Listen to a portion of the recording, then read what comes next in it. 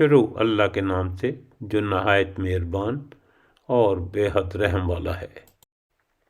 اور کھیتیاں اور راحت بخش ٹھکانے اور وہ آرام کی چیزیں جن میں عیش کر رہے تھے، اسی طرح ہو گیا، اور ہم نے ان سب کا وارث دوسری قوم کو بنا دیا، سو ان پر نہ تو آسمان اور زمین روئے اور نہ انہیں مہلت ملی۔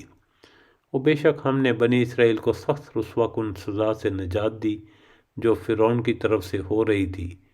فی الواقع وہ سرکش اور حد سے گزر جانے والوں میں سے تھا، اور ہم نے دانستہ طور پر بنی اسرائیل کو دنیا جہان والوں پر فوقیت دی۔ اور ہم نے انہیں ایسی نشانیاں دیں جن میں صریحاً آزمائش تھی۔ یہ لوگ تو یہی کہتے ہیں کہ آخری چیز یہی ہماری پہلی بار دنیا سے مر جانا ہے اور ہم دوبارہ اٹھائے نہیں جائیں گے۔ اگر تم سچے ہو تو ہمارے باپ دادوں کو لے آؤ۔ کیا یہ لوگ بہتر ہیں یا تبا کی قوم کے لوگ اور جو ان سے بھی پہلے تھے؟ ہم نے ان سب کو ہلاک کر دیا، یقیناً وہ گناہ گار تھے۔ ہم نے زمین اور آسمان اور ان کے درمیان کی چیزوں کو کھیل کے طور پر پیدا نہیں کیا، بلکہ ہم نے انہیں درست تدبیر کے ساتھ ہی پیدا کیا ہے، لیکن ان میں سے اکثر لوگ نہیں جانتے۔ یقیناً فیصلے کا دن ان سب کا طے شدہ وقت ہے۔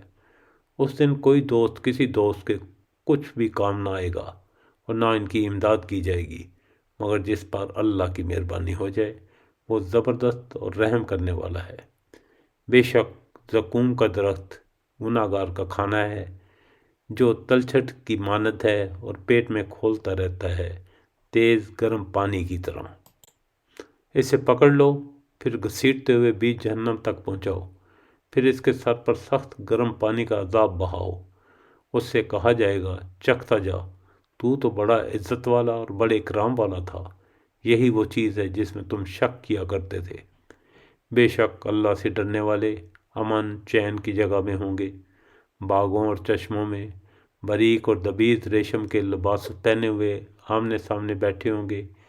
یہ اسی طرح ہے، اور ہم بڑی بڑی آنکھوں والی حوروں سے ان کا نکاح کر دیں گے۔ دل جمے کے ساتھ وہاں ہر طرح کے میووں کی فرمائش کرتے ہوں گے۔ وہاں وہ موت چکھنے کے نہیں، ہاں پہلی موت جو وہ مر چکے، انہیں اللہ تعالیٰ نے دوزخ کی سزا سے بچا دیا۔ یہ صرف تیرے رب کا فضل ہے، اور یہی بڑی کامیابی ہے۔ ہم نے اس قرآن کو تیری زبان میں آسان کر دیا تاکہ وہ نصیحت حاصل کریں۔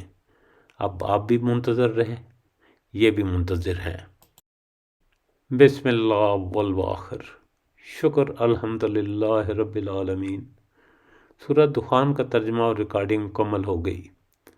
اللہ تعالی ہماری سعی قبول فرمائے، آمین ثم آمین۔